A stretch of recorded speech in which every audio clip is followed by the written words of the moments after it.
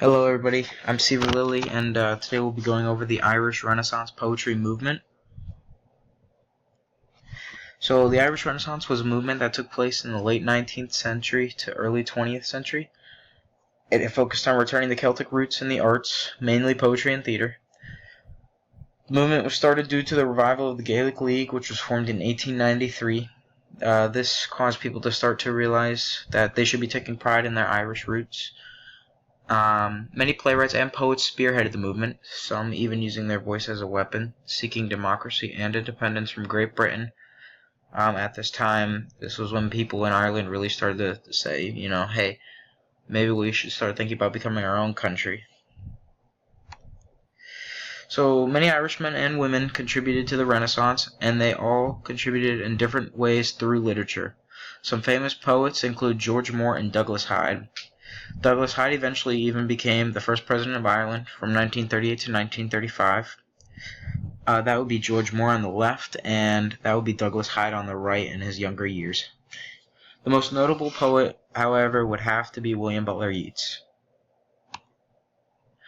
William Butler Yeats was born in 1865. He sometimes also goes by W.B. Yeats. He was a firm believer in maintaining Irish nationality. His plays and poetry often featured Irish folktales and Irish heroes. He was also one of the founders of the Abbey Theatre, which was the first national theatre in Ireland and is still open to this day. He died in 1939 and is widely regarded as one of the best poets of the 20th century. I'm now going to play the poem to you, Second Coming, by William Butler Yeats. The Second Coming by William Butler Yeats. Turning and turning in the widening gyre, the falcon cannot hear the falconer. Things fall apart, the center cannot hold. Mere anarchy is loosed upon the world. The blood-dim tide is loosed, and everywhere the ceremony of innocence is drowned. The best lack all conviction, while the worst are full of passionate intensity. Surely some revelation is at hand. Surely the second coming is at hand. The second coming. Hardly are those words out when a vast image out of Spiritus Mundi troubles my sight.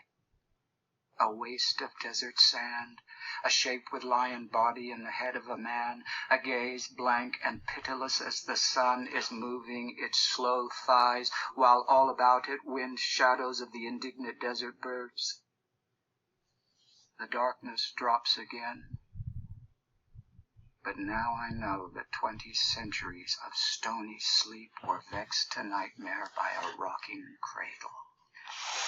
And what rough beast, its hour come round at last, slouches toward Bethlehem to be born? Alrighty, so that may have been a lot to take in, but we're going to break it down now, line by line. So the first line, turning and turning in a widening gyre, most likely representing a hurricane. The falcon cannot hear the falconer. This is most likely a representation of leadership being lost, as the falcon takes orders from the falconer. So chaos would ensue if the falconer is not able to take orders. The falcon is not able to take orders from the falconer. Things fall apart. The center cannot hold. This is most likely referring to how the center is usually the most important part. So if it can't hold, neither will anything else. Mere anarchy is loosed upon the world. The blood-dimmed tide is loosed and everywhere. Death would hit the world like a wave of blood, and social order would be lost as well.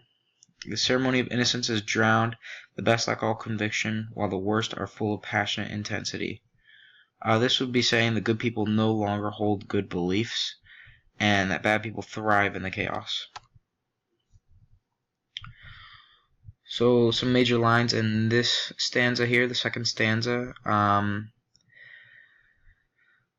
Line 14, a sphinx is being described, and these are usually meant to be merciless and treacherous, although sometimes benevolent. Line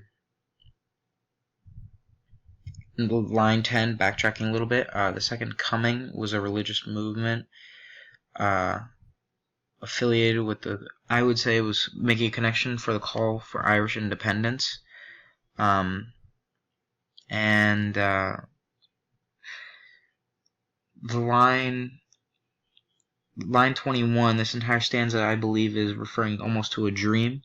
And line 20 and 21 are almost affirming that, saying, it was created, its hour come at last, slouches towards Bethlehem to be born. And so line 20 would be saying, the line, yet referring to the dream, that it was all created from a rocking cradle, and the Sphinx of the Apocalypse, with its hour now upon it, begins to move towards Bethlehem, the site of Jesus' birth. So these are my works cited, and thank you very much.